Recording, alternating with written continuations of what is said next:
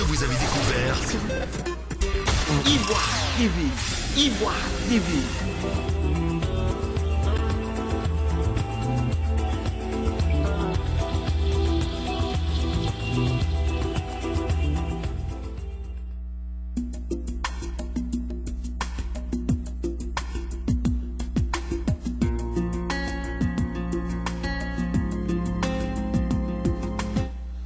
Chers amis des grandes interviews de Germain Kwasi, bonsoir. On voudrait bien s'excuser du retard avec lequel nous commençons cette émission. Vous savez, il pleut abondamment à New York et chacun d'entre nous a été quelque part coincé dans le trafic. Voilà, c'est ce qui explique un peu les quelques minutes de retard avec lesquelles nous commençons cette émission. Encore une fois de plus, bonsoir. Ce sont les grandes interviews de Germain Kwasi. Comme d'habitude, on se donne rendez-vous le mercredi. Aujourd'hui, c'est mercredi. Et je reçois un monsieur que j'avais déjà reçu auparavant sur mon plateau. Je vais l'annoncer et il aura l'occasion de se présenter tout à l'heure à nos amis. Et puis, de là, nous allons discuter de ce qui se passe actuellement en Côte d'Ivoire, l'actualité en Côte d'Ivoire. Monsieur Doumbia Major, bonsoir. Oui, bonsoir, monsieur Germain Kwasi. Merci encore une fois de plus d'avoir accepté notre invitation. Je discute avec vous via Skype depuis Paris. Avant qu'on ne commence, je voudrais dire comment ça va à Paris. Oh, ça va bien, le temps il est très beau. Contrairement à chez nous ici. Après un hiver rude, nous avons un peu de soleil et nous en sommes très contents. Contrairement à chez nous ici. Écoutez, je suis désolé pour vous. Monsieur Doumbia Major, merci d'avoir accepté notre invitation. Est-ce que pour le grand public qui nous suit maintenant, est-ce que vous voudrez bien vous présenter, s'il vous plaît? C'est un exercice que j'ai toujours du mal à faire parce que se présenter nous fait souvent virer dans du narcissisme. Et donc, Monsieur Doumbia, on vous entend faiblement. Est-ce que vous pouvez peut-être parler un peu plus fort, s'il vous plaît? Et là, c'est bon? Oui, mais on ne vous voit pas. Voilà, c'est bon. D'accord. Donc, je disais que se présenter est pour moi un exercice très difficile dans la mesure où c'est l'occasion de faire ressortir des élans narcissiques et j'ai du mal, n'est-ce pas, avec cet exercice. Mais simplement, je suis Doumbia Major et donc président du Congrès panafricain pour le renouveau de CPR. Et je dirais que au niveau de mon parcours politique, effectivement, je suis passé par le syndicalisme étudiant, dans lequel j'ai eu un engagement qui est connu de beaucoup d'Ivoiriens, puisque j'ai été quand même secrétaire national dans le mouvement étudiant qu'on appelle la FESI. Et au sein de ce mouvement, j'ai été celui-là qui a défendu donc, la position qui était celle qui posait que la FESI ne devait pas se mêler des affaires politiques en prenant position pour un quelconque parti politique. Et donc, j'ai défendu la neutralité au sein de cette organisation syndicale estudiantine. Et donc, cette position a valu que je parte en exil dans la mesure où le pouvoir du Front populaire ivoirien, qui alors était en alliance donc, avec une partie donc, du syndicat étudiant, nous a brimés, nous a harcelés, nous a même fait arrêter et donc on a été obligé de quitter le pays pour prendre le chemin de l'exil.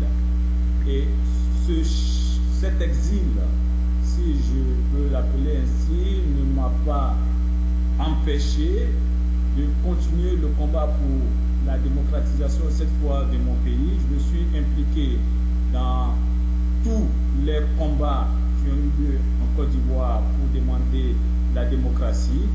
Et en passant par le MPCI, ou Force Nouvelle, et après ces étapes et ces péripéties-là, nous avons mis en place donc le Congrès panafricain pour le renouveau qui a mis en place une alliance avec le MFA du président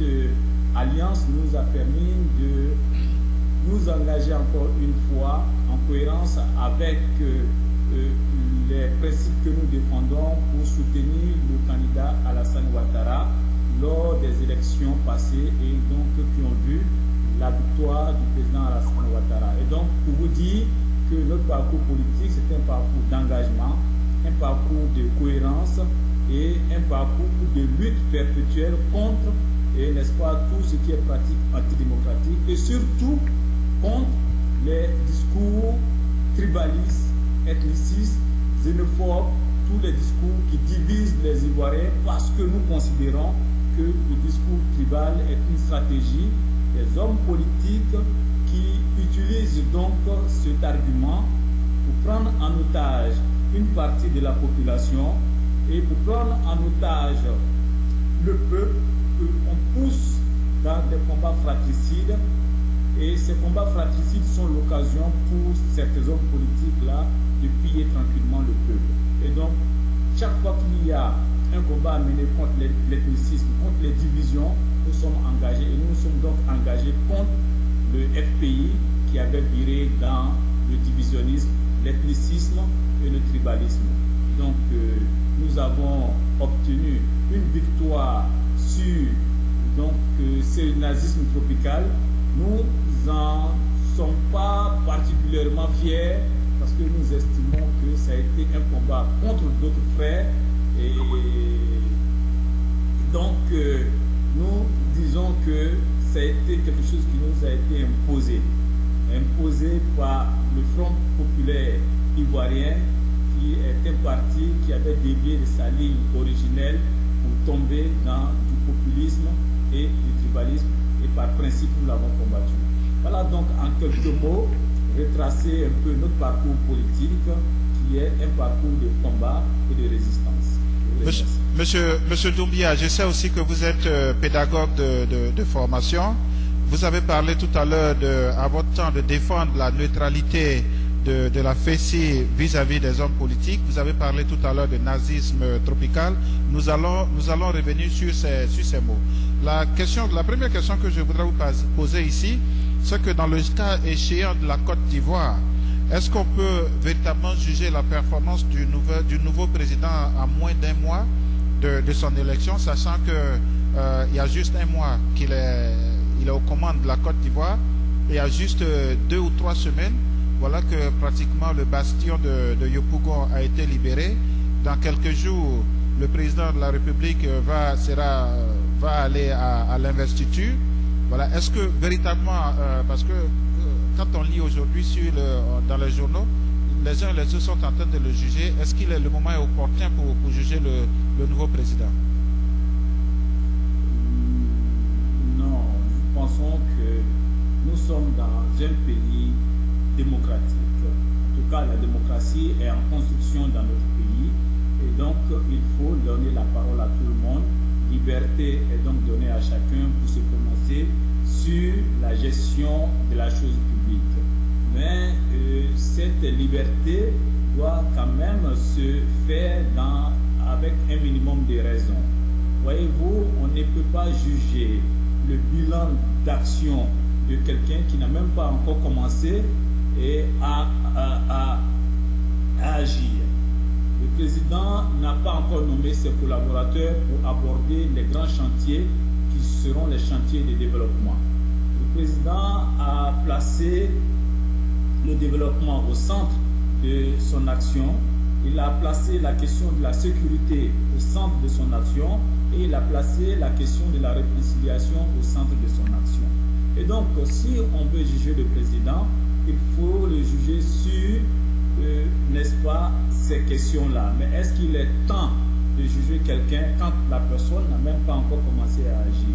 Sur la question de la sécurité, beaucoup de choses ont été faites par le président, notamment le ministre de la Défense, qui est par ailleurs Premier ministre, dans le sens de rétablir un minimum de sécurité au niveau de la Côte d'Ivoire et au niveau de certains quartiers qui étaient tenus par des miliciens. Ce sont des choses qui sont à saluer. Je pense qu'il y a un effort encore à faire en allant dans le sens de plus de sécurité. Et au niveau de la réconciliation, le président a posé les jalons de ce qui sera la réconciliation de la Côte d'Ivoire en nommant le Premier ministre Bani comme celui qui doit chapeauter ces journées de réconciliation. On ne peut pas juger donc l'action du Premier ministre Bani avant même qu'il ait mis en place l'équipe qui va s'occuper de faire la réconciliation. Et donc sur les questions de développement, c'est la même chose. Je pense que c'est trop tôt pour, n'est-ce pas, juger le président et l'action gouvernementale actuellement. Il faut leur donner du temps. La guerre n'est même pas encore terminée. Attendons que la pacification se passe et qu'après, les défis de développement puissent être relevés, qu'on puisse juger si le président était à la hauteur ou non des différents problèmes qui ont rapport avec le développement, le bien-être des citoyens. Monsieur Doumbia, je pense que, chers amis des grandes interviews de Germain Kwasi, c'est sur votre demande que nous recevons aujourd'hui encore monsieur Doumbia. La dernière fois, il était sur mon plateau. Et vous réagi, vous qui avez réagi, vous étiez assez nombreux. Par milliers, vous avez réagi. Vous qui avez suivi la première intervention de monsieur Doumbia, vous avez été des milliers à suivre mon interview avec monsieur Doumbia. Et sur votre demande, voilà, nous l'avons contacté. La dernière fois, avant qu'on ne se laisse, il a fait la promesse de revenir sur ce même plateau à chaque fois qu'on aura besoin de lui. Je voudrais vous remercier de suivre les grandes interviews de Germain Kwasi. Monsieur Doumbia, je viens d'avoir une question d'un de mes amis des grandes interviews de Germain Kwasi. On sait tous que dans le temps, vous étiez très à l'ancien ministre, enfin, au ministre Bleu Goudé, au temps de la FECI, parce que tout à l'heure, vous le disiez vous-même, vous étiez un des responsables de la FECI. En son temps, vous avez eu vous avez l'occasion de le ministre Bleu Goudé, vous l'avez fait sortir de sa cachette, vous l'avez quelquefois extirpé du pays parce que sa vie était menacée. Aujourd'hui, tout le monde l'annonce de mort, de décédé, enterré quelque part. Alors, est-ce que ce n'est pas vous qui le connaissez bien, qui l'avez côtoyé? Est-ce que ce n'est pas encore une des tactiques qu'il a utilisées il y a quelques années? Vous savez que j'ai véritablement rompu avec M. Bleu Goudé sur la base de certaines questions principielles, et notamment sur le principe selon lequel il ne fallait pas engager le mouvement étudiant aux côtés d'un parti politique. M. Bleu Goudé, qui n'a pas compris, n'est-ce pas, le bien fondé de cette préoccupation qui était la mienne, est allé, n'est-ce pas, dans le sens d'inféoder notre mouvement d'alors au FPI. À partir de ce moment, je pense qu'il y avait une contradiction fondamentale qui m'opposait à M. Bleu Goudé et nous ne pouvions plus faire chemin ensemble.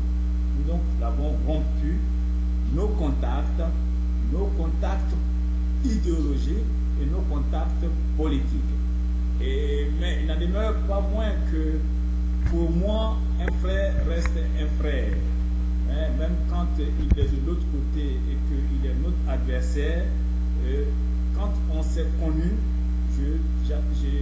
j'accorde un attachement particulier aux relations que j'ai eues avec les gens. Et même quand on ne s'entend pas sur des questions qui peuvent être des questions essentielles ou politiques, je prends en compte le peu de temps qu'on a passé ensemble comme amis et je ne peux pas souhaiter du mal donc de qui que ce soit. C'est valable pour tous mes frères que j'ai fréquentés. Je ne peux pas souhaiter la mort à l'un d'entre eux.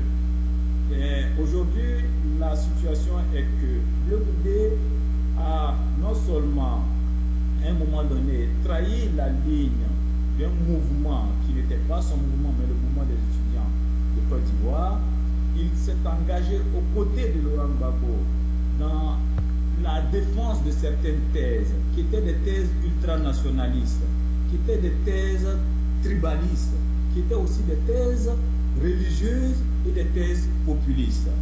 Cet engagement a conduit la Côte d'Ivoire dans une situation de chaos et une situation de guerre civile. Et je pense que les forces donc qui se sont engagés pour rétablir, n'est-ce pas, les questions de l'unité de la nation, parce que la bataille qui a été faite contre Laurent Gbagbo était d'abord une bataille pour l'unité nationale contre des discours ethnicistes et tribaux. Ces personnes qui ont été victimes aussi des agissements de Bleu Goudé peuvent lui en vouloir au point de vouloir sa mort.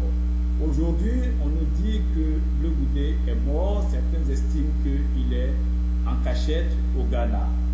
À ce que je sache, nous avons appris des partisans de Laurent Gbagbo que Bleu Goudé est en bonne santé et en lieu sûr. Pas plus tard qu'avant-hier, j'ai encore appris qu'il avait fait une intervention sur une chaîne dont je ne citerai pas le nom, une chaîne panafricaine, et donc dans laquelle il adressait un message au président Ouattara. Sur la base de ça, j'estime qu'il est vivant. S'il est en Côte d'Ivoire et qu'il est caché, il faudra le retrouver pour qu'il réponde de ses actes devant la justice et qu'après il passe devant la commission de réconciliation et vérité pour qu'il s'explique vis-à-vis des Ivoiriens et qu'il nous donne les motivations qui les ont poussés à agir de la sorte.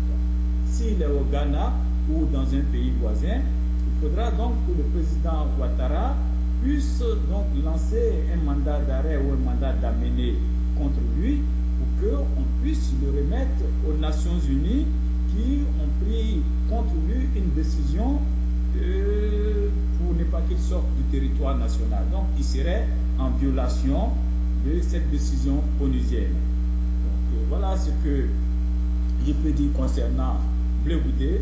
Je ne sais pas où il se trouve actuellement. Si j'étais à Abidjan et que j'étais chargé donc de le retrouver, je le retrouverais effectivement s'il était encore en Côte d'Ivoire. Parce que bon, j'ai suffisamment de contacts pour pouvoir le faire. Mais pour l'instant, je suis à l'extérieur et je n'ai pas la charge du ministère de l'Intérieur. Donc, il souffrait donc que je ne puisse vous donner assez d'informations pour l'instant sur la question de ce problème. C'est en fait un comportement qui ne vous est pas étranger parce qu'on sait que M. Bleu Goudé il est très fort dans la dissimulation.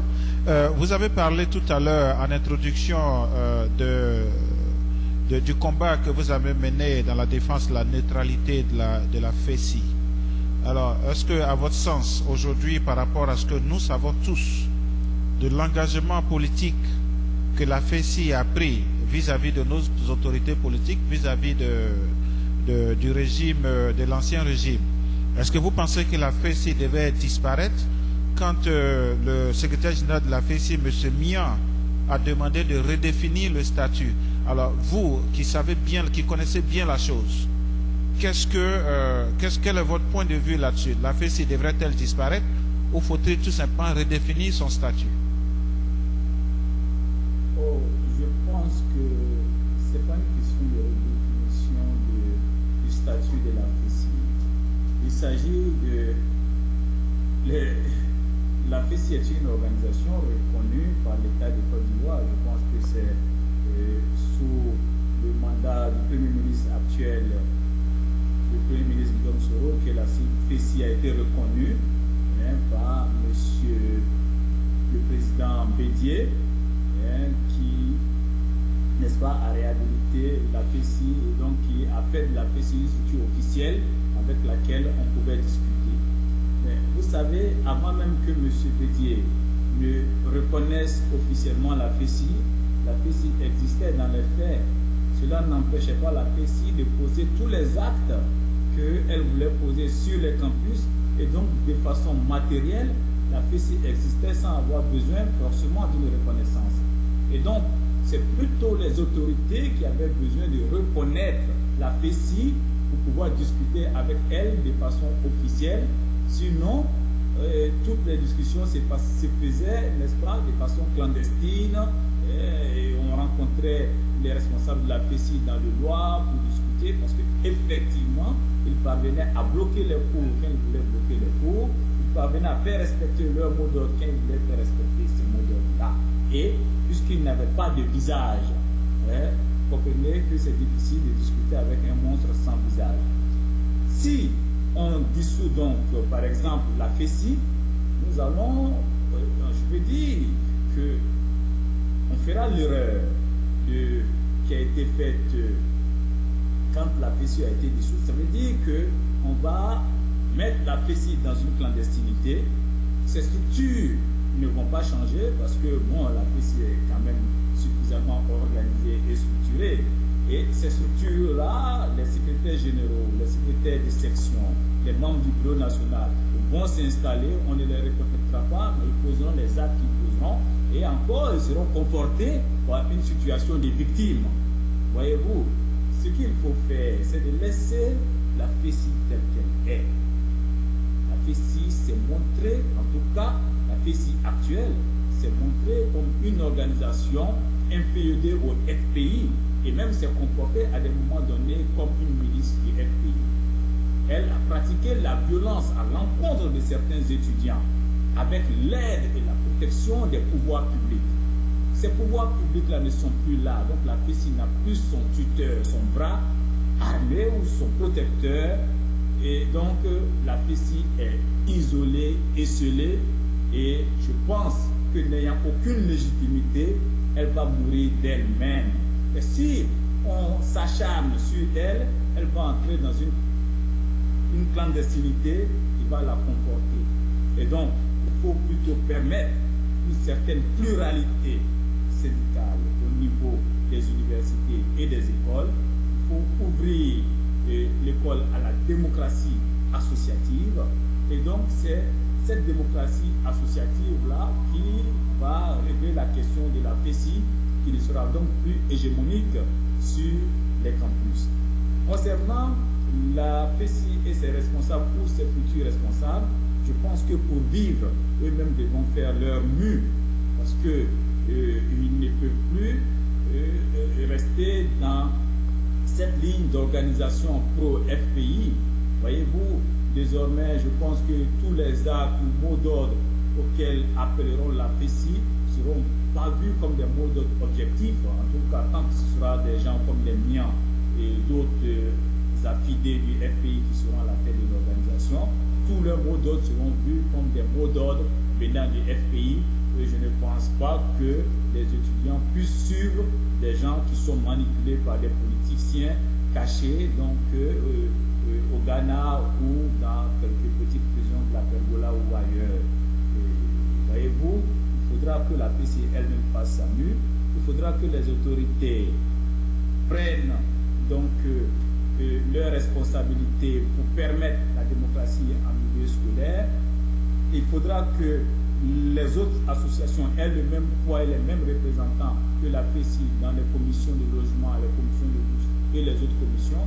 Et vous verrez que la FECI, en tout cas dans sa forme actuelle, va disparaître par elle-même. Il y a beaucoup d'étudiants qui sont en train de travailler à mettre en place une autre FECI et d'autres associations.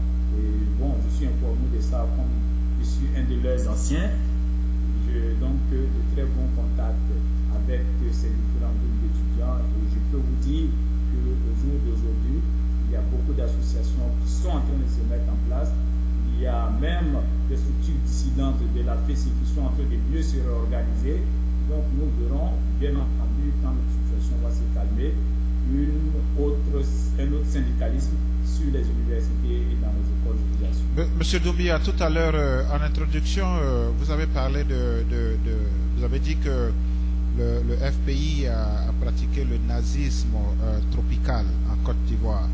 Il y a un de nos amis, un des amis des grandes interviews de Germain Kwasi qui vient de nous envoyer un texto tout à l'heure qui vous demande un peu d'élaborer un peu sur cette pensée-là. C'est un mot qui est assez fort quand même. Est-ce que vous pouvez nous dire à peu près pourquoi vous avez utilisé le mot nazisme?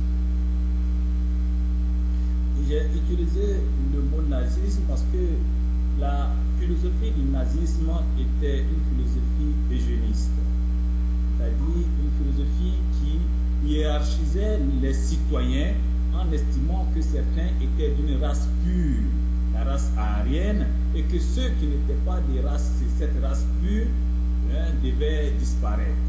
Et donc c'est une philosophie qui part du darwinisme social pour dire les plus forts, les plus grands, les plus beaux doivent vivre et les plus faibles doivent disparaître.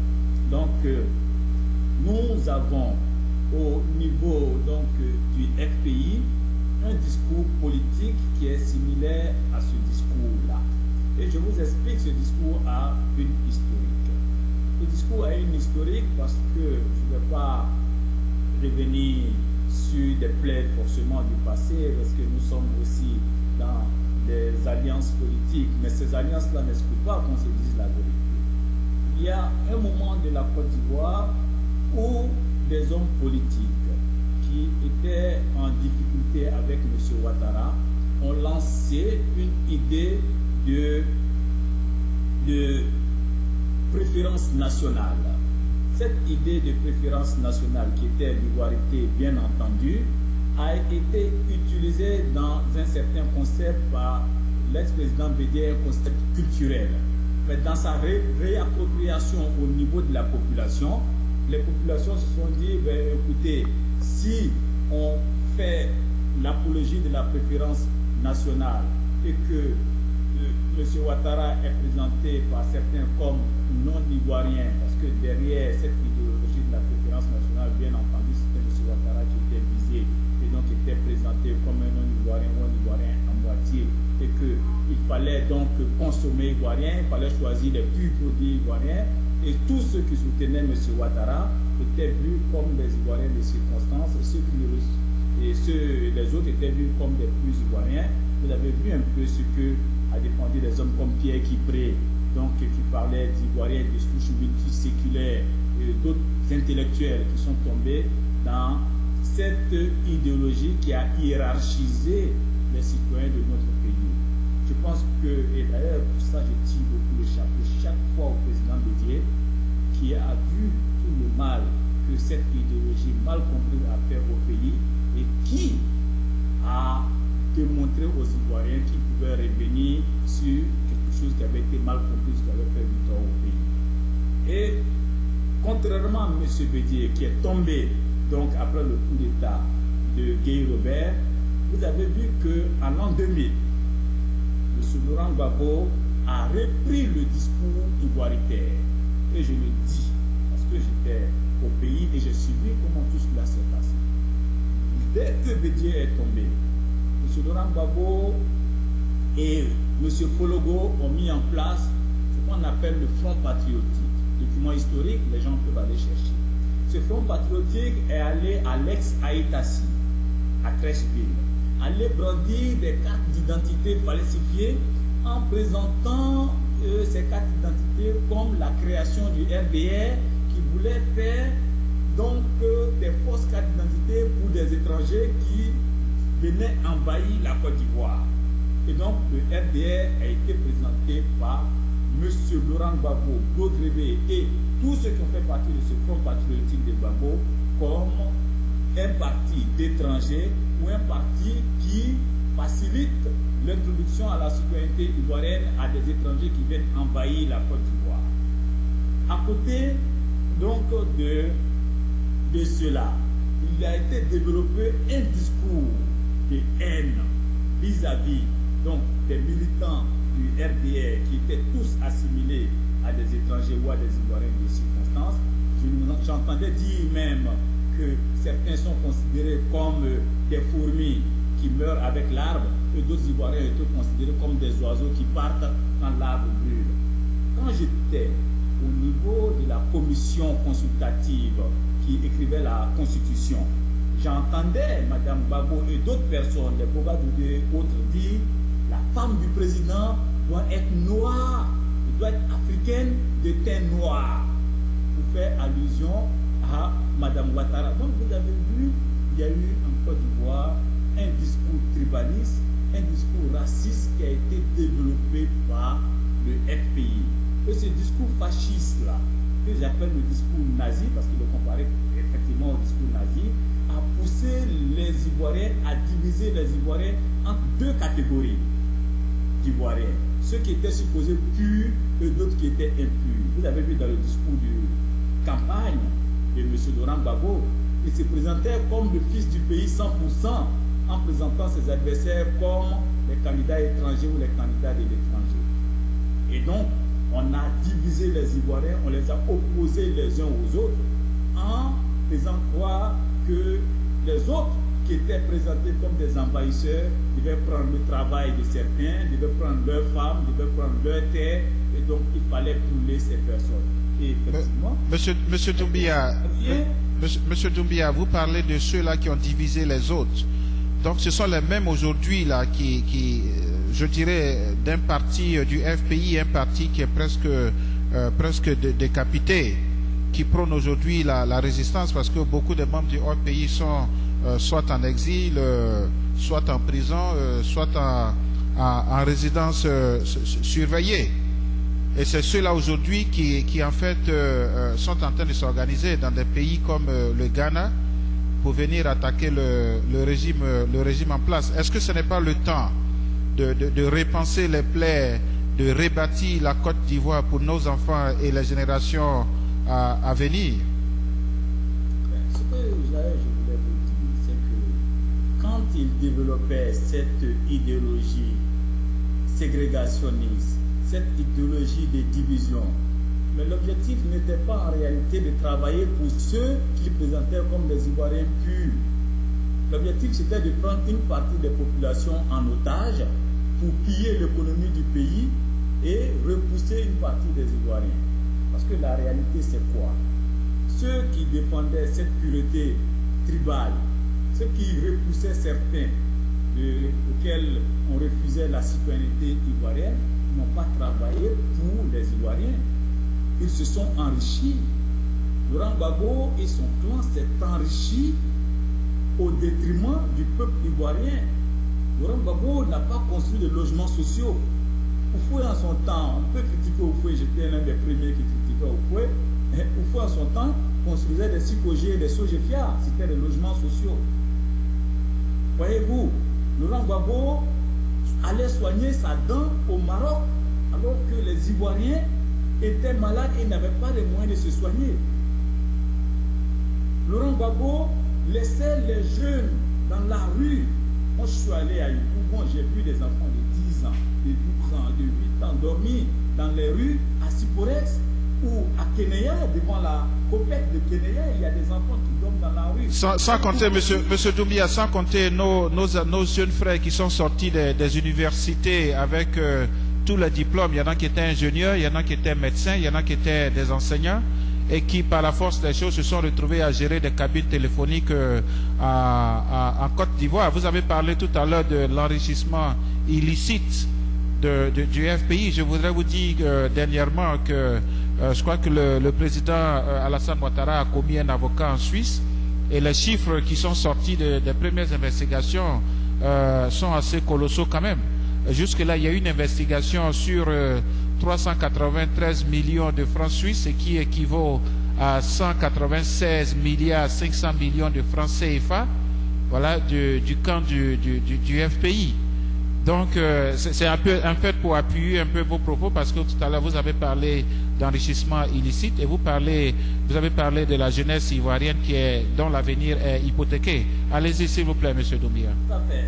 C'est pour vous dire que pendant qu'ils poussaient les citoyens à se battre entre eux, pendant qu'ils poussaient donc les fils du peuple à s'entre-déchirer, mais eux pillaient tranquillement nos ressources publiques. Eux pillaient tranquillement les deniers publics. Voilà la réalité. Ils nous ont maintenus dans des conflits en faisant croire à certains qu'ils étaient supérieurs à d'autres, en faisant croire à certains que certains ne pouvaient pas diriger le pays parce qu'ils étaient d'une race inférieure. Voyez-vous, mais pendant qu'on était confinés dans ces combats fratricides, eux, ils pillaient tranquillement le pays. Ils n'ont rien fait pour les Ivoiriens. Ils ont pillé la Côte d'Ivoire littéralement. Ils sont aujourd'hui milliardaires et ils n'ont rien à foutre et ils n'avaient rien à foutre de la misère des citoyens qui, n'est-ce pas, dormaient dans des taudis, dans des cicobois, qui n'avaient pas 2 repas par jour, qui étaient dans une misère inqualifiable. On ne peut pas, par exemple, dire, imaginez-vous, Laurent Gbagbo qui dit qu'il est socialiste. Comment quelqu'un qui estime qu'il est socialiste est au pouvoir et les chômeurs de Côte d'Ivoire n'ont pas un revenu minimum vital? C'est-à-dire, le droit à la vie même des citoyens n'est pas respecté. Celui qui a fait croire aux gens qu'il se battrait pour les paysans. Lorsqu'il est arrivé, il a maintenu le droit unique de sortie, le DUS, et en dessous du DUS, les paysans n'ont pas eu le droit à la retraite, les paysans n'ont pas eu le droit à la santé, mais il a mis en place, à la place de la caisse stable, des coopératives qui en réalité ont été des espaces et des lieux pour ses amis pour piller l'argent de nos pauvres paysans qui, n'est-ce pas, sont déjà exploités par l'État puisqu'ils payent parfois plus de 50% d'impôts.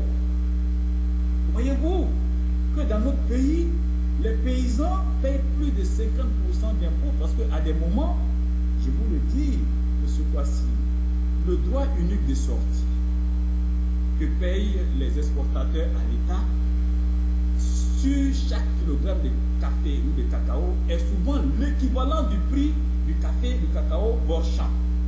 Ça veut dire quoi? Ça veut dire que le paysan qui travaille, lorsqu'il vend 1 kg de cacao, 50% du prix de revient va dans les caisses de l'État. Ça fait donc un impôt sur le revenu de 50%. Et je vous dis, c'est même plus que 50% pour nous qui avons travaillé dans les plantations. Pour nous qui sommes des enfants de paysans. Nous savons que les parents paysans vont acheter des limes pour les machettes, vont acheter des machettes, vont acheter des produits phytosanitaires, les gamarines et autres. Pour pomper le café ou le cacao, il y a de l'essence et donc plus les machines qui sont utilisées pour pomper, ce qui souvent sont louées. Sans compter ceux qui nettoient dans les champs, sans compter, souvent ils ont des systèmes d'aboussant, voyez-vous. Donc en réalité, quand on retire tout ça, toutes ces charges, on voit que le paysan paye plus de souvent de 60% d'impôts. Mais quand ces pauvres paysans qui ont donné leur vie à l'État de Côte d'Ivoire, parce que c'est ça la réalité, quand ces paysans vieillissent et qu'ils ne peuvent plus aller au champ, qu'est-ce que l'État fait pour eux? Rien. Quand ces paysans vieillissent et qu'ils ne peuvent plus aller travailler pour nous comme ils l'ont fait, quand ils sont malades, qu'est-ce que nous faisons pour eux? Rien. Ces paysans-là, ils ont bâti la Côte d'Ivoire. Ces paysans, c'est grâce à eux que nous sommes allés à l'école. Ces paysans, c'est grâce à eux que nous avons les routes. Mais ces paysans, nous ne les respectons pas. Et Laurent Gbagbo est arrivé au pouvoir, il n'a pas respecté ces paysans. Il est allé très loin. Il a fait voler l'argent des paysans. Est-ce que ça veut dire, M. Doumbia, qu'il y a eu des incompris au niveau du FPI? Je voudrais citer en l'occurrence monsieur le président de l'Assemblée nationale, M. Mamadou Koulibaly, le président Mamadou Koulibaly, qui en son temps s'était élevé un peu contre cette pratique d'enrichissement illicite, cette pratique de pouvoir caser tous les parents au niveau de l'administration, cette pratique de pouvoir vendre les concours en Côte d'Ivoire. Le président Mamadou Koulibaly s'était élevé contre cette pratique et il a été pratiquement jeté à la vindicte populaire. On l'a traité de tous les noms que vous pouvez imaginer. Est-ce qu'on peut dire aujourd'hui que M. Mamadou Koulibaly a eu raison et qu'il a été incompris de sa clique? Vous savez, je ne voudrais pas donner raison à M. Mamadou Koulibaly très tôt parce que je pense que quand on n'est pas d'accord, on claque la porte. On claque la porte et la rupture est souvent l'affirmation d'une personnalité. Quand on n'est pas capable de rupture, à des moments donnés, je pense que je ne peux pas saluer quelqu'un qui voit le mal et qui y reste. Est-ce que ce n'était pas parce que lui-même, sa vie étant menacée au sein de son propre parti, à un moment donné, il a été obligé, je dirais, il a été obligé de fuir pour aller se cacher au Ghana. Il a fui avec sa famille.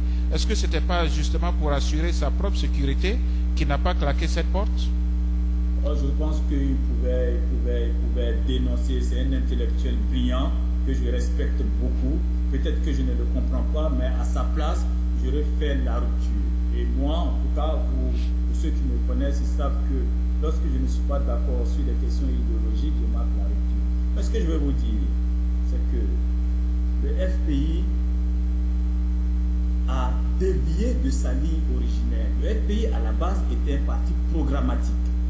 C'est-à-dire le FPI avait un projet de société socialiste.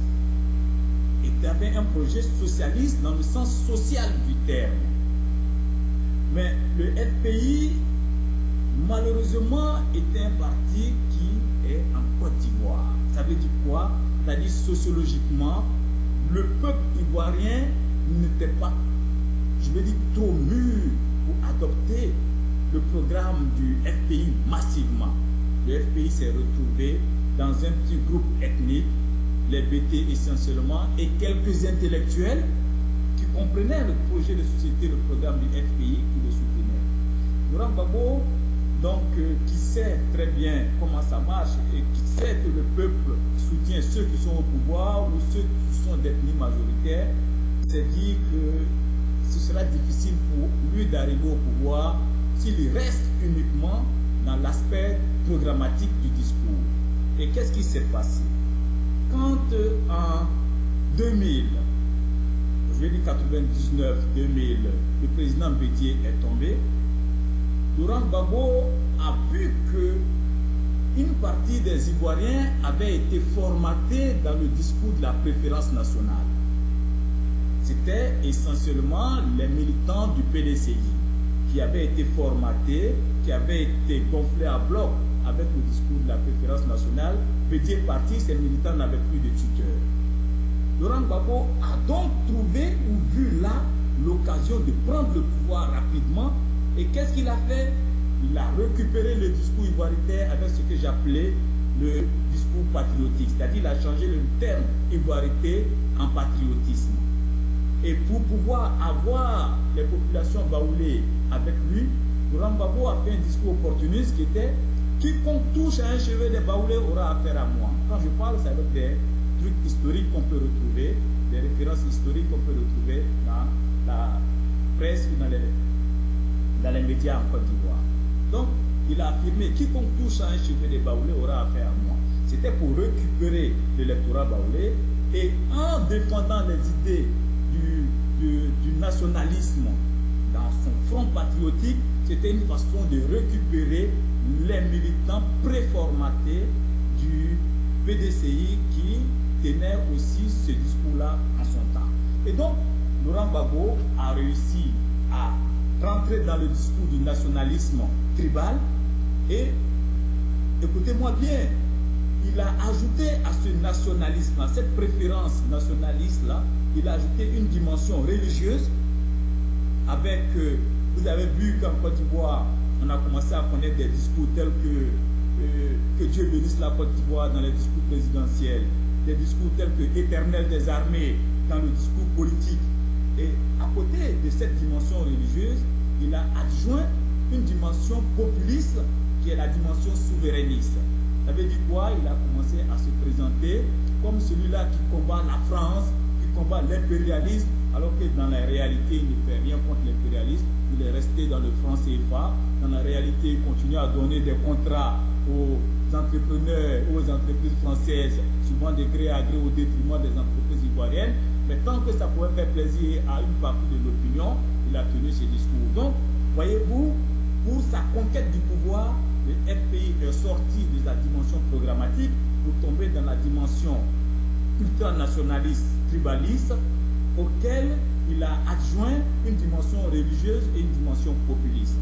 Voilà donc comment le FPI a dévié de sa ligne originelle pour emprunter le discours du nationalisme qu'il a utilisé pour diviser et mettre le feu au tissu national. Oui, monsieur Doumbia, à vous entendre et à vous écouter, par exemple, je pense que cela est contraire un peu à ce que dit ces jours-ci la fille de Mme Gbagbo, Marie-Antoinette Singleton, et son alter ego, le fameux conseiller Alain Toussaint, qui vit à Paris, voilà, qui ont commis un panel de 15 avocats parce qu'elle a dit qu'elle compte continuer le combat de ses parents. Alors, à vous entendre, par exemple, on pourrait se poser la question de savoir ici de quel combat parle-t-on? Vivons-nous sur la même planète? Mais vous savez, je pense que les enfants qui n'ont pas connu la souffrance et qui donc sont dans un monde idyllique et onirique peuvent continuer à sortir ce genre d'ineptie. parce que les Ivoiriens eux-mêmes connaissent la réalité et les Ivoiriens qui ont souffert du passage de Gbagbo. Et je pense que si elle prenait le temps d'écouter ce que ces Ivoiriens pensent d'elle et des inepties qu'elle débite chaque jour, elle se tairait. Mais ce que je vais dire, le combat de Gbagbo qu'elle veut continuer, c'est quel combat? C'est le combat populiste de Gbagbo, c'est le combat patriotique, bien entendu, entre griffes, qui est un nationalisme tribal et non un nationalisme civique. C'est ce combat où on a poussé des citoyens à brûler d'autres Ivoiriens sur la base de leur ethnie, de leur religion ou de caractéristiques culturelles. Quand, bien entendu, vous voyez que le porte-parole de l'armée demandait à tuer systématiquement tous ceux qui portaient des amulettes. C'est ce combat-là qu'elle veut continuer. Je pense que ce combat-là, c'est un combat nazi. C'est ce que j'ai dit. C'est un combat fasciste. C'est un combat qui hiérarchise les Ivoiriens en présentant certains comme supérieurs et d'autres comme inférieurs. Ce que nous combattons, nous, ce pourquoi nous nous battons, c'est l'unité de la nation ivoirienne. Pour dire aux jeunes BT que tu es Ivoirien, d'abord, avant de dire non, d'abord je suis BT. Non. Il faut voir la nation. Nous sommes pour l'unité de la nation. Nous sommes pour dire aux fils de la Côte d'Ivoire, que vous soyez BT, Djoula, Guéré ou autre, vous devez vous battre pour que vos ressources, parce que la réalité, c'est que les ressources de la Côte d'Ivoire appartiennent à tous ses fils. Et donc, il faut que vous vous mettez ensemble pour vous battre, pour que ceux qui dirigent le pays puissent permettre que vos ressources à vous vous soient redistribuées sous forme de projets de développement, sous forme de projets pour la santé, sous forme de revenu minimum vital pour ceux d'entre vous qui ne travaillent pas, parce que vous avez droit à un revenu minimum vital si vous ne travaillez pas indépendamment de votre volonté. Ce pays vous appartient. Il n'est pas question que vous soyez dans la faim, dans la misère et poussé à la mendicité quand votre pays produit des richesses et que ces richesses-là sont utilisées par des hommes politiques qui vous poussent à vous battre entre vous alors que eux sont dans le luxe et le lucre. Voilà. Donc nous disons que le véritable combat à mener, c'est le combat pour la redistribution équitable des ressources. C'est ça le véritable combat qui doit transcender les ethnies, les religions et l'origine sociale. C'est un combat pour l'égalité des chances. C'est un combat pour la compétence à la place de la connivence. C'est un combat pour une Côte d'Ivoire nouvelle qui donne la même chance à tous ses fils. Ce n'est pas le combat des singletons. Et d'ailleurs, porter un nom singleton, ça montre clairement que vous êtes isolé. La Côte d'Ivoire, elle est plus que unie avec tous ses fils pour regarder de l'avant, pour regarder dans la direction du développement. C'est ça notre véritable combat. C'est quand même dommage, monsieur Djoubia, qu'il y ait aujourd'hui des avocats de la tranche de Maître Vergès qui, je dirais, ont déjà fait leur temps, qui sont au bord de la tombe, que tout le monde appelle charognard, je dirais, abuser de ce genre de situation, certainement pour, comme le disiez tout à l'heure, s'enrichir illicitement. Je pense qu'on devrait peut-être certainement au niveau du barreau français revoir un peu, je dirais, leur statut et puis le statut de ces différents avocats. Je voudrais vous poser... Vous voyez là encore, c'est une des contradictions de M. Laurent Gbagbo qui dit être panafricaniste, qui dit mettre au centre donc, de ses préoccupations les questions africaines. Lorsqu'il a des problèmes, les premiers avocats vers lesquels il court, c'est Dumas, Vergès et Sekaldi, l'avocat du Front National. Donc il va choisir les avocats français, les avocats nationalistes français pour venir le défendre lui, alors qu'il y a des jeunes qui sortent de nos écoles qui sont brillants. Voyez-vous, c'est ça les contradictions d'un homme. Quelqu'un qui se dit panafricaniste, qui ne dit rien lorsqu'on brûle des Africains en Côte d'Ivoire. Il y a une dichotomie criarde ici, monsieur Doumbia. Je voudrais vous poser la question suivante. On lisait dernièrement sur un journal à Côte d'Ivoire en grand titre: le président Alassane Ouattara est en train de brader notre pays.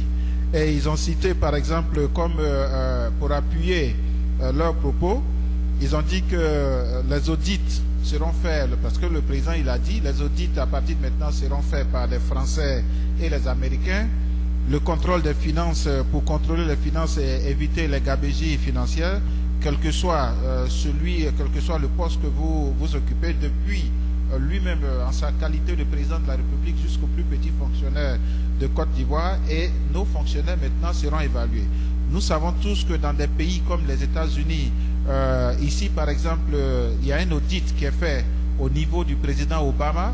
Ce n'est pratiquement pas lui qui décaisse l'argent, il soumet, il fait une estimation de ses dépenses et il soumet à bon titre son cahier de dépenses, et cela est approuvé dans de grands pays, et c'est ce qui est fait. Mais malheureusement chez nous en Côte d'Ivoire, le président se lève à 4 heures du matin, il appelle et dit bon, débloquez-moi 10 milliards sans chercher à savoir où vont passer ces 10 milliards, l'argent est aussitôt débloqué. Est-ce que vous pensez qu'ici, véritablement le président il est en train de chercher à brader la Côte d'Ivoire, ou bien c'est parce qu'il voudrait faire de la Côte d'Ivoire un des pays les mieux développés d'Afrique, avec sa vision américaine, parce qu'on sait que le président Alassane Ouattara a grandi ici aux États-Unis, il est arrivé aux États-Unis à l'âge de 19 ans, il a passé pratiquement toute sa jeunesse ici.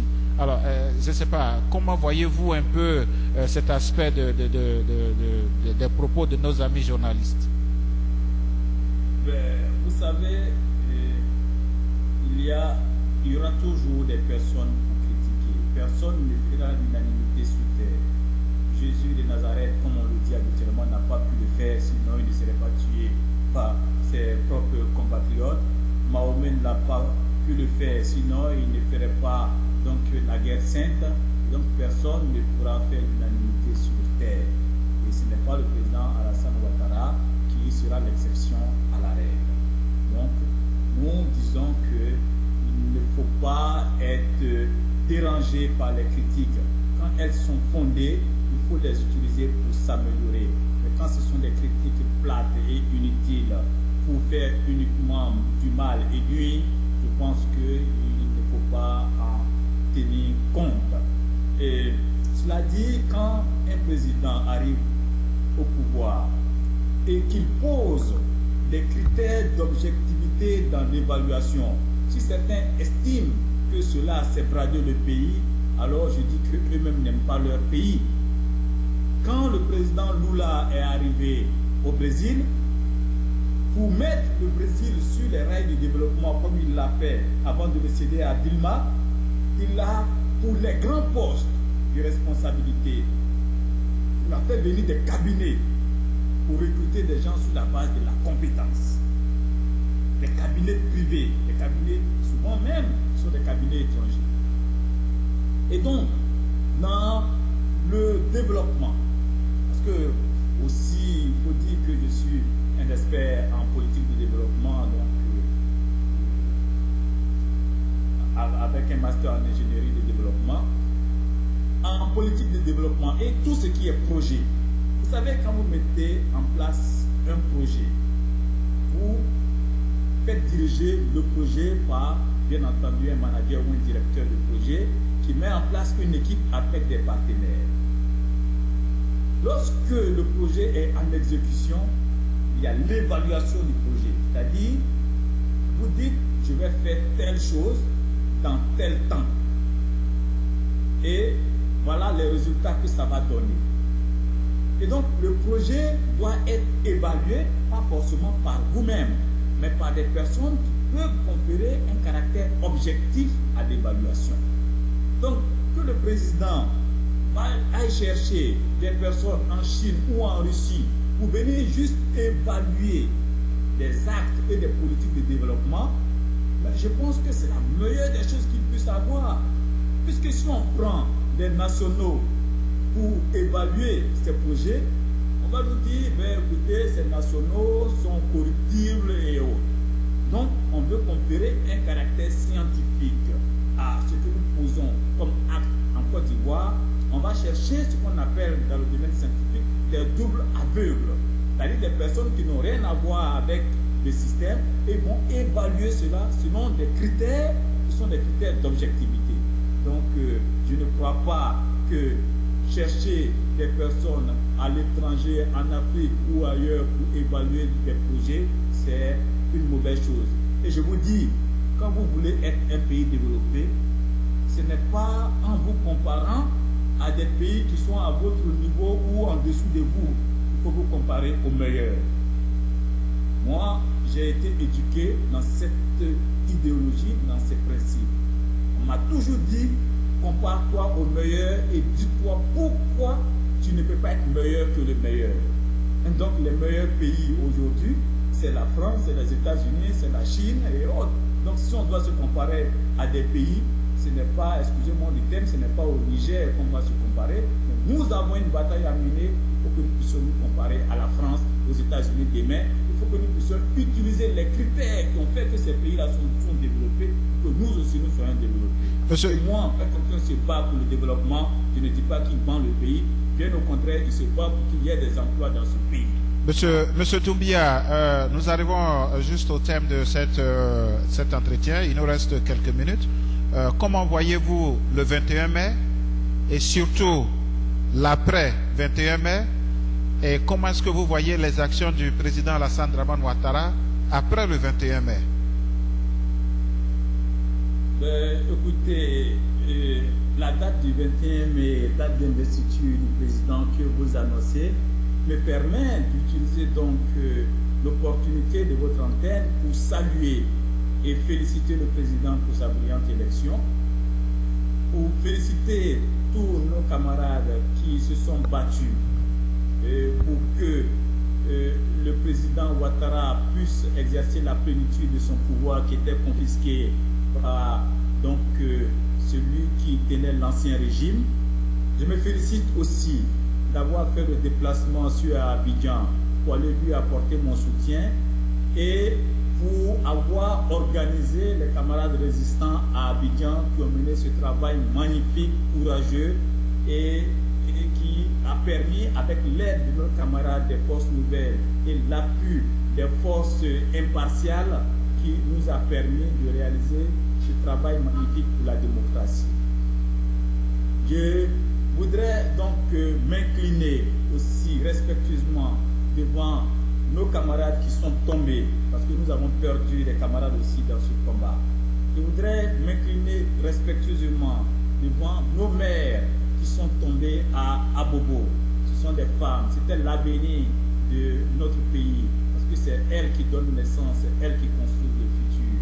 Que des individus sans cœur, sans foi aient canardé ces femmes, je vous dis que j'ai eu mal et je continue d'avoir mal. En tout cas, je demande en tout cas à la Côte d'Ivoire qu'un jour on puisse élever une stèle, n'est-ce pas, à la place où sont tombées ces femmes en leur mémoire et en souvenir du combat que nous avons mené pour le changement. Et donc, ce 21 mai, c'est pour moi une journée qui est l'apothéose du combat que nous avons mené, que tous les Ivoiriens qui se sont engagés dans ce combat ont mené. Ce n'est pas nous seuls. Certains aux États-Unis étaient toujours là, éveillés pour pouvoir mener le combat intellectuel. Sur des chaînes de télé ou des radios comme les vôtres, vous avez éveillé les consciences des Ivoiriens. C'est une bonne chose, je salue. Certains se sont mobilisés dans les réseaux sociaux, on les a vus, qui ont démonté l'argumentation mensongère du FPI. Donc, cette minorité présidentielle, et d'ailleurs qui n'a plus de présidentielle, dans son nom. Et donc, vous avez vu, ce combat a été un combat des Ivoiriens. Nous avons montré que ensemble, nous pouvons mettre nos forces pour pouvoir atteindre des objectifs. Ce 21 mai, c'est l'apothéose. Je voudrais que ce soit une grande fête, que ce soit une réjouissance, pas une victoire contre nos frères qui ont été manipulés par Laurent Gbagbo. Non, parce que toute victoire dans une guerre tribale, dans une guerre fratricide, moi je n'appelle pas ça victoire. Mais il faut que ce moment soit un moment de fête et que ce soit le début de la réconciliation véritable nationale. Il faut que nous comprenions que nous devons aller vers nos frères du FPI, qui pour beaucoup étaient manipulés, qui pour beaucoup agissaient de bonne foi. Ils croyaient effectivement qu'ils étaient des Ivoiriens supérieurs aux autres. Il faut leur expliquer que nous sommes des frères, que nous sommes même chose, et que ce qui est le plus important, c'est de faire face aux défis de développement, qu'on puisse nourrir nos frères, nos sœurs, qu'on puisse se soigner et donner des moyens d'éducation à nos enfants ensemble. Et donc, cette apothéose-là est également pour moi l'occasion d'appeler les uns et les autres à plus de fraternité vers les frères qui sont de l'autre côté. Il ne faut pas les rejeter, il faut les appeler vers nous. Parce que le rejet, la frustration, ça donne des guerres. Nous les avons déjà connues. Quelle est ma vision pour la Côte d'Ivoire de développement de demain? J'ai dit aux uns aux autres, nous avons mené un combat pour le changement. Et ce changement, nous l'avons fait parce que nous croyons à la démocratie. Nous avions voté un président et l'ex-président, l'ancien régime refusait que nos voix, la voix du peuple, soit respectée. Nous nous sommes battus pour que la voix du peuple soit respectée. C'est un premier pas vers la démocratie. Nous avons eu le changement. Il y a d'autres batailles à mener maintenant. C'est la bataille pour la démocratie, c'est la bataille pour la redistribution des ressources, c'est la bataille pour faire en sorte que le développement et le bonheur puissent profiter à tous les Ivoiriens. Monsieur Doumbia, permettez que je vous arrête dans cette bataille dont vous parlez. Selon vous, quel doit être le rôle de la presse tous azimuts aujourd'hui pour arriver au soir de la réconciliation, de la reconstruction et de la relance économique? Avant même de parler du rôle de la presse, je voudrais dire ceci. Il faut qu'on se dise la vérité une fois dans ce pays. Si nous sommes arrivés à cette situation de guerre, c'est parce qu'il y a eu un discours qui nous a conduits à la guerre. Il est bon qu'on fasse le procès de ce discours. Il est bon qu'on puisse interpeller les intellectuels qui se sont laissés entraîner dans ce jeu par l'appât du gain facile. Ce sont des intellectuels qui ont poussé nos citoyens à s'entretuer, ces intellectuels qui ont été silencieux et dont le silence bruyant de complicité a permis à certaines personnes de tenir ces discours de haine. Et donc, nous disons, il faut faire notre aggiornamento. Il faut pouvoir faire notre examen de conscience pour nous dire qu'est-ce que nous avons fait pour arrêter le mal, pourquoi nous n'avons pas agi pour pouvoir le stopper.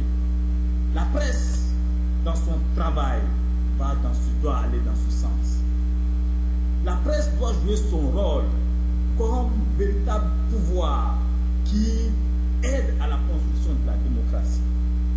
Et cela ne peut se faire sans véritable déontologie de la presse. La presse ne doit pas inciter les populations à la division. Parce que la presse de Côte d'Ivoire a joué un mauvais rôle. La presse de la Côte d'Ivoire a incité les citoyens à s'entretuer. Ce genre de presse doit s'arrêter. Et donc, ce que je voudrais demander à la presse particulièrement, c'est de jouer son rôle dans la consolidation et dans l'avènement de la démocratie. Il ne faut pas, par l'appât du gain, pousser les gens à s'entretuer parce que le soir, on reçoit quelques petits billets de banque, des félicitations de tel ou tel homme politique. Et pour ça, je pense que le statut de la presse doit être clarifié en Côte d'Ivoire. Aujourd'hui, les maisons de presse ont des difficultés. La presse joue un rôle dans la démocratie comme les partis politiques jouent un rôle dans la démocratie. Donc, on ne peut pas subventionner les partis politiques et laisser les maisons de presse qui ont les difficultés sans subvention. Donc, il faut que l'État dégage, au nom du peuple de Côte d'Ivoire, un minimum pour subventionner les groupes de presse, pour les permettre d'être indépendants vis-à-vis du politique. Et ça, ce n'est pas avec l'argent des politiques, mais avec l'argent du peuple. De la même manière, on donne de l'argent aux partis politiques qui, même quand ils sont dans l'opposition, participent à la démocratie par leur critique. Il faut donner des moyens, des subventions à la presse pour qu'elle puisse rester dans son carnaval d'objectivité. Donc, je pense que le président Ouattara va aller dans ce sens. Pour ma part, je le souhaite fortement. Et donc, au terme de votre émission, parce que je vois que vous regardez vos montres, c'est aussi un message, si vous voulez, de remerciement que je voudrais vous adresser.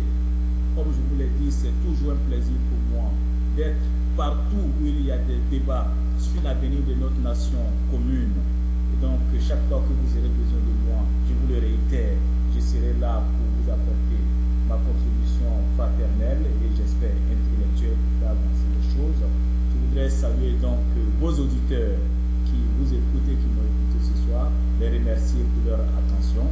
saluer le peuple de Côte d'Ivoire dans son entièreté, pour lui dire que nous venons de traverser un moment difficile.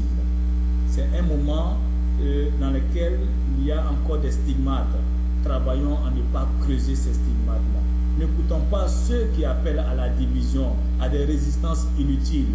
Travaillons à bâtir une Côte d'Ivoire nouvelle et fraternelle. N'écoutons pas les chants de ceux qui annoncent l'apocalypse. Non, ce n'est plus ça. La Côte d'Ivoire que nous voulons, c'est une Côte d'Ivoire fraternelle. Nous sommes là. S'il y a des mauvaises pratiques, nous allons continuer de les critiquer. Si les concours sont vendus, nous allons les critiquer. Si on nomme les frères à la place des hommes compétents, nous allons les critiquer. On peut compter sur nous. Nous sommes donc les sentinelles de ce changement-là. Nous dirons toujours la vérité au peuple. Voilà notre mission. Nous avons fait vœu d'être les agneaux christiques de ce combat pour le bien-être de la population. Nous l'avons fait hier, ce n'est pas aujourd'hui, demain que nous ne le ferons pas. Ensemble, nous pourrons bâtir une Côte d'Ivoire nouvelle, fraternelle et démocratique, dans laquelle les biens publics, les ressources publiques sont utilisées pour le développement ou pour le bien-être des citoyens. Voilà le sens de notre combat et je pense que si on se tient la main comme des frères, vraiment comme des frères, nous pourrons arriver vers cet objectif qui est un objectif de bonheur pour chacun. Je voudrais vous remercier et vous rendre votre appel. Il n'y a pas meilleur appel pathétique et patriotique que celui que vient de lancer M. Doumbia. Je ne saurais ajouter un seul mot à ce que vous venez de dire, de sorte à donner une autre connotation, parce que à vos propos, qui sont pratiquement pleins de sens, je vivement que tous ceux qui nous suivent, que les amis des grandes interviews de Germain Kwasi, comme je vous le disais tout à l'heure, c'est sur leur demande qu'on vous a demandé de revenir sur ce plateau ce soir, parce que nous avons eu des milliers de personnes qui ont vu la première vidéo, non seulement qui nous ont suivis en direct, mais qui ont vu la première vidéo, et ils ont appelé la régie pour demander que vous reveniez. Alors, monsieur Doumbia, est-ce que, vous l'avez dit tout à l'heure, de manière authentique, est-ce que solennelle, est-ce que vous faites encore la promesse de revenir sur ce même plateau quand besoin se fera?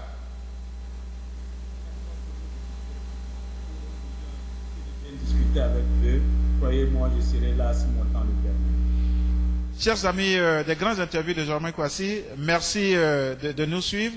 Encore tous ensemble, nous allons remercier M. Doumbia Major vous voyez tout à l'heure, vous avez vu son sens de neutralité, son franc-parler. Je pense que son sens conciliateur et réconciliateur, dans le souci bien sûr de pouvoir réconcilier et ramener la Côte d'Ivoire à sa situation d'antan, la paix dans le pays. Donc nous allons tous ensemble le remercier pour son temps. Je m'entretiens avec lui via Skype depuis Paris. Il y a un écart horaire, mais compte tenu de l'obligation patriotique, il a décidé de rester éveillé jusqu'à ce moment-ci pour cet entretien. Merci infiniment, M. Doumbia. Chers amis des grandes interviews de Germain Kwasi, bonsoir à vous, dormez bien et nous prenons rendez-vous pour le mercredi prochain. Merci, M. Doumbia. Ah, ciao. Merci bien. Ivoire TV.